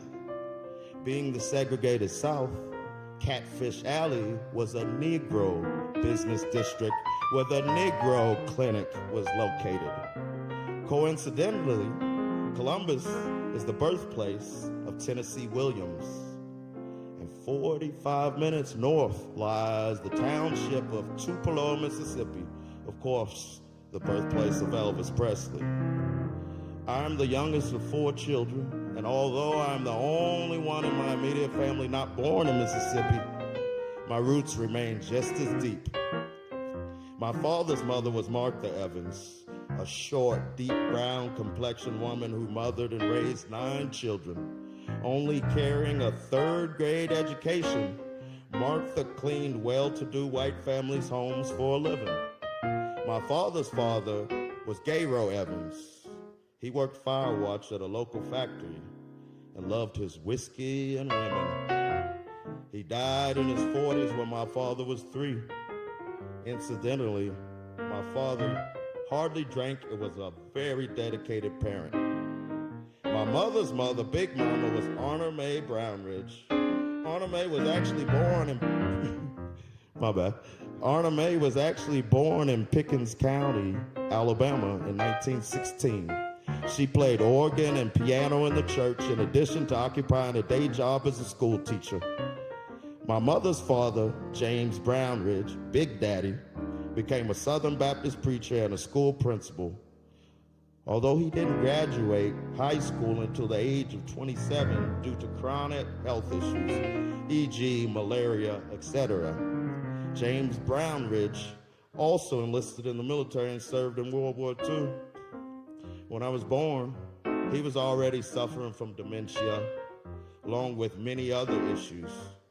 He died when I was 3. I recall visiting Mississippi several times throughout my life. It always seemed to be of a different time. Regardless of how fast the rest of the world was moving, I always felt as if it was planted and knitted into my DNA. I knew I was given something special that not everybody can readily connect to, let alone recognize and appreciate. As a youth, I always felt the wealth of substance, even as other stable false senses of security were in question. I often wondered exactly how my life would be if I were born and raised strictly in Mississippi. How much does environment impact one's innate personality? If my father did not join the Air Force at 18, what would he have done? What if my mother hadn't the desire to depart Mississippi? I was born on Williams Air Force Base nearby Phoenix, Arizona in 1982. I was the last of 4 children, and I was not planned. In fact, I was going to be aborted originally. My mother actually went to the abortion clinic and broke down inconsolably. She told my father, "It's just one more mouth to feed." I was in induced labor 2 weeks early. My mother strategically did so in order for us to relocate to the Las Vegas area within a week of my birth. We resided in Clark County for the first 4 years of my life. So my first memories involve Vegas, North Las Vegas, and Henderson, Nevada. One thing that remains arguably as strong as my sense of smell in regard to memory is my sense of music and what it conjures, sparks, and recalls. Many of the places my father was stationed were outside of the southern United States. Therefore, in the pre-internet, pre-Spotify, iPod days, you only had a few mediums to receive music. The primary sources in the 1980s in which to enjoy music were TV, record stores, and the radio. My first memories of the radio were riding around Las Vegas with my father in his 1986 Manila Toyota Corolla, or with my mother and or the whole family in her 85 Chevy station wagon. You had the tape decks, the 8 tracks, plus the radio, but in some vehicles, the radio was all you had, if that. I remember my dad would listen to Top 40 radio, which of course in pop music included some black artists and black music as well. Las Vegas, even at that time, did happen to have an R&B black radio station too. That, of course, was a favorite option in addition to the pop stations. In the same breath, there was most certainly oftentimes a vinyl record player bumping in the house, belting out anything from the Eagles to Marvin Gaye and Patti LaBelle. My family always loved music, but didn't necessarily always get along. The music brought us together. There were many songs you didn't and couldn't hear on the radio. Some music was too black for mainstream radio, in particular at that time, though lines were still and are always merging. We have to remember how condemned black music has been, particularly, let's say, in the 1950s. The 1950s were a time when white U.S. citizens were quoted on television remarking such disdain on how they didn't want their children listening to jungle nigger music. From this common fear, I guess, of being tainted, brewed and grew the same seeds of prejudice that previously produced such ridiculous depictions as we see portrayed in Reefer Madness or in the myth of the boogeyman. The two aforementioned clips of history directly stem from stereotypes particularly related to jazz music. The early 1980s brought forth yet another experimental and vivacious period in music and American culture in general. However, lest we forget that this happened to be the same era in which initially MTV refused to play black artists. Michael Jackson's groundbreaking epic music videos broke that precedent. Needless to say, that at that time there weren't as many urban media outlets as it would be referred to today.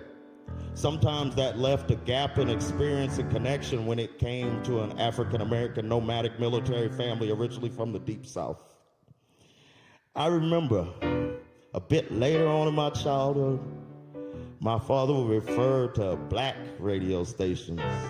Contingent upon where we lived, oftentimes, I was only familiar with such a thing when we passed through certain major cities and or the South. As we traveled to visit family or to relocate, when it came to the black radio stations, I recall a sense of grounding and familiarity that I couldn't receive from other radio stations.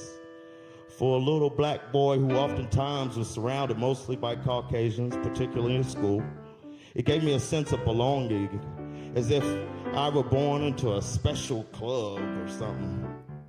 I was often the navigator in my family after a certain age.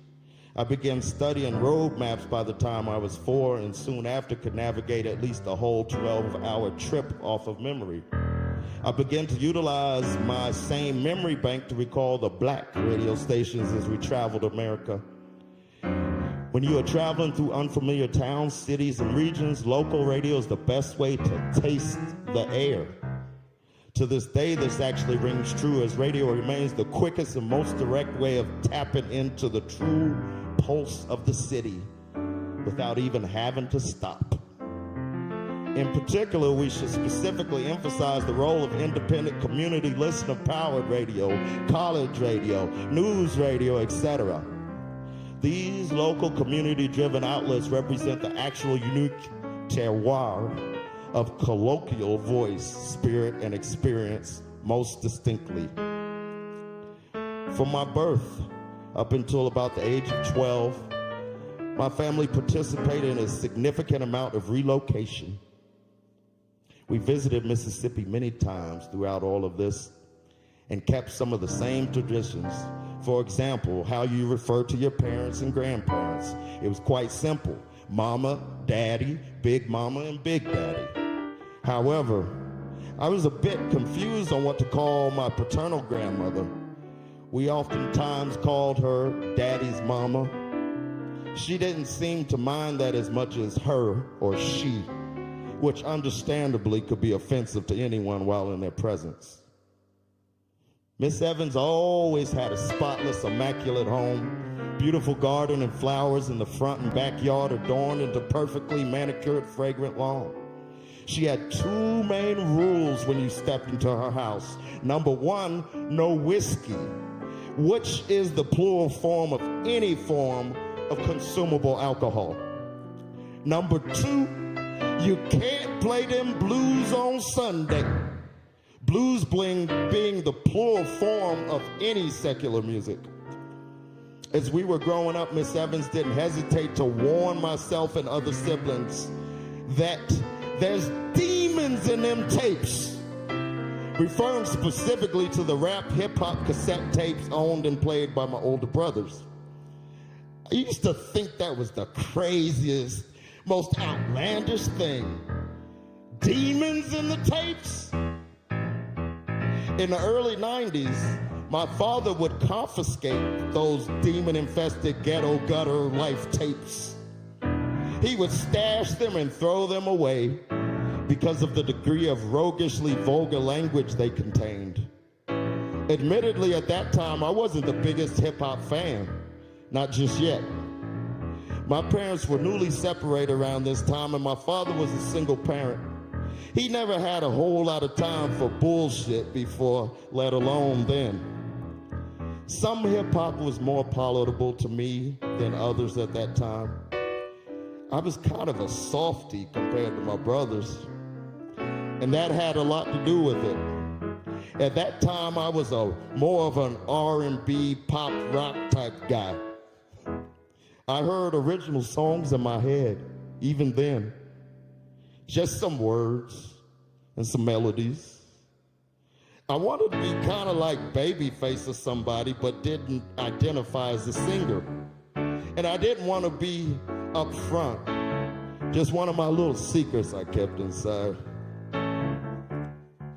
After my parents separated when I was 7, a lot of things changed when we went to Texas with my dad.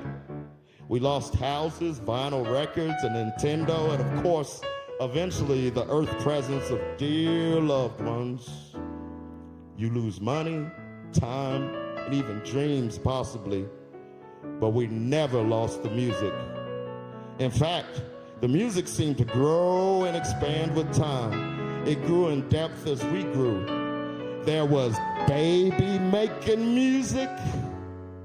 It made you know how it feels to fall in love, be in love, and to make love well before you knew how to do any of those things. You had gangster rap, conscious hip-hop, eventually neo-soul, a modern futuristic throwback to the civil rights era even. For me, this was just the tip of the iceberg because ultimately I would dig all music as long as it was music. In the 90s, my recollection recalls two main big hitters when it came to national urban radio personalities, Tom Joyner and Walt Baby Love. The main shows they had in syndication at that time were countdowns on the weekends, as you would have your Casey Kasem's, your Dick Clarks in the regular pop world. They would showcase either top 25 or 30 for that week, of course not playing every song on the list, and saving space for interviews in addition to the often inspirational words of wisdom. One specificity when it came to black radio in those days, one common thread in so many parts all over the country was gospel music on Sundays. On a Sunday morning in the South and Midwest, the weekly countdowns were the only time you would be spared the audibles of gospel music when it came to black radio. However, even then, particularly with Walt Love, you would often have at least one inspirational gospel track and artist highlighted at some point. Oftentimes, the gospel music I experienced on Sundays and ultimately learned to appreciate was my only exposure to church music or culture. We didn't really go to church. Separated or together, neither one of my parents seemed too interested in church, to be completely honest. They believed in God, and we were aware of religion, but many other factors came into play. My mother, although first pregnant at 15, was actually quietly a lesbian the whole time and procreated with the only man that she ever loved. She knew my father since he was 15 and she 13, but he was literally and figuratively from the other side of the tracks. So even in the black community in the segregated South, there was still another side of the tracks.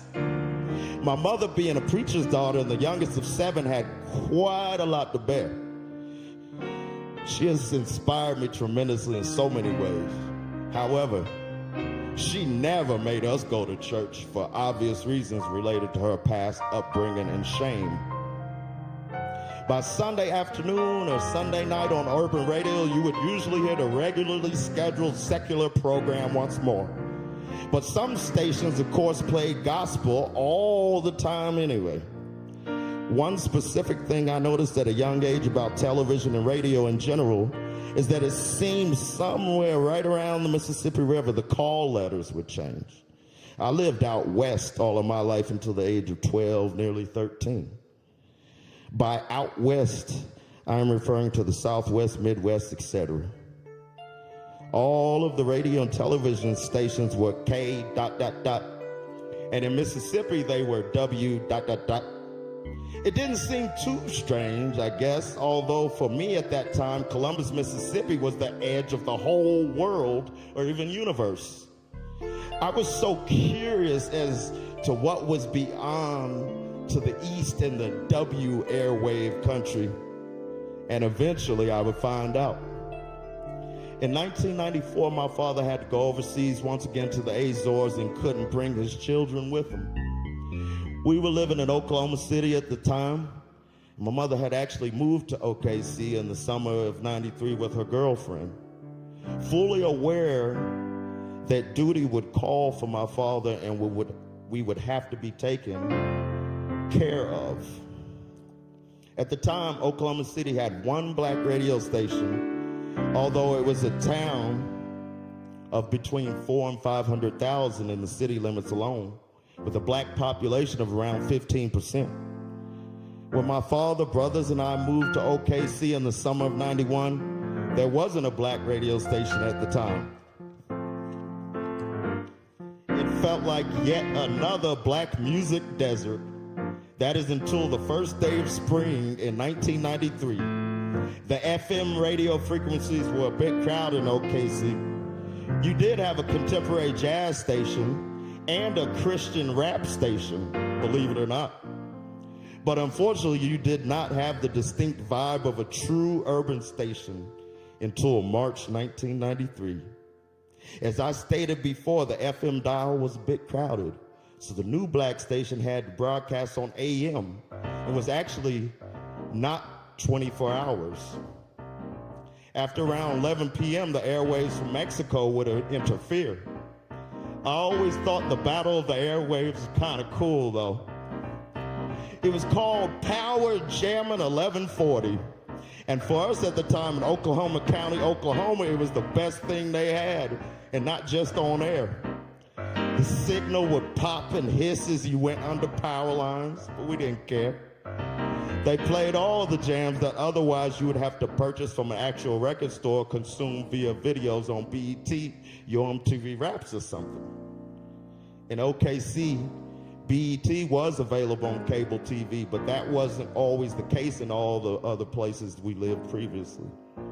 An hour and a half up the road from the capital of Oklahoma, heading northeast, is Tulsa, of course historically known for the major 1921 domestic terrorism incident known as Black Wall Street. Tulsa, even in the 1990s, had a black radio station on FM, Mix 102.3, and it was a smaller city, although still the second largest in the state. The story of Oklahoma for me is particularly important because it represents a crossroads in my life. I was 12 years old when we left for Asheville, North Carolina. My mother lived in northwest Oklahoma City, just to the west of downtown and just north of the stockyards near the fairgrounds. It wasn't the best of neighborhoods, and she certainly wasn't a fan of the school systems in that area. There was a lot of gang violence, etc. She didn't want my brothers and I attending school around there for the fall 1994 semester. So in the summer, we moved to Western North Carolina because my mother's girlfriend at the time had parents in Asheville. The year we moved away was the year before the infamous OKC bombing, and it was surreal. 1994 to 95 proved to be the continuation of a very interesting, expressive, and pivotal time in hip-hop music. Hip-hop in the mid-90s was sort of a teenager approaching the end of their high school tenure. And I was at the beginning of adolescence in a new place, and it was very exciting and intimidating.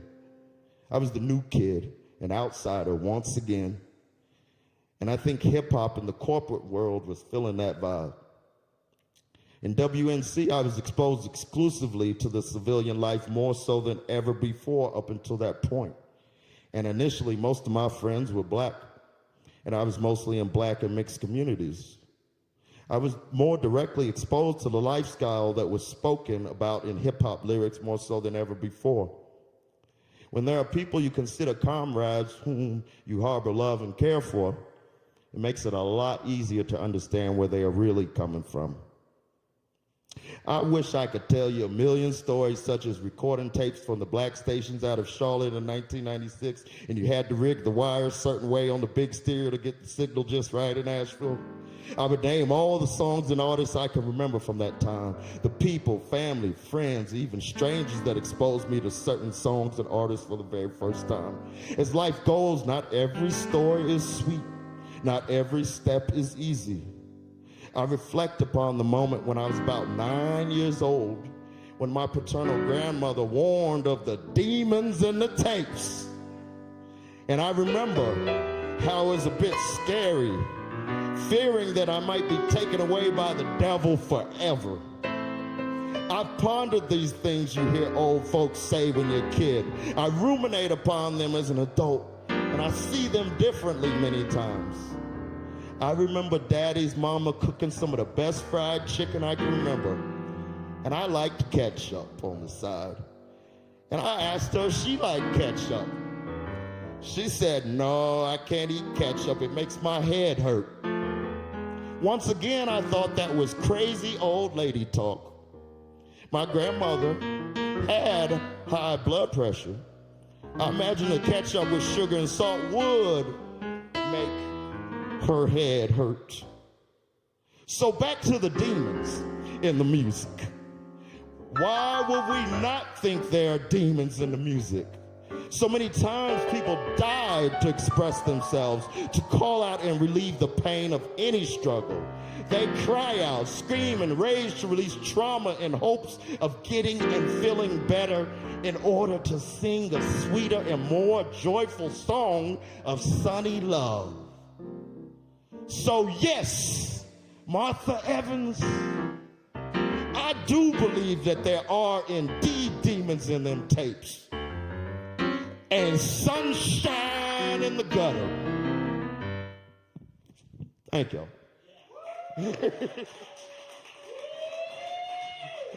I know that's a lot.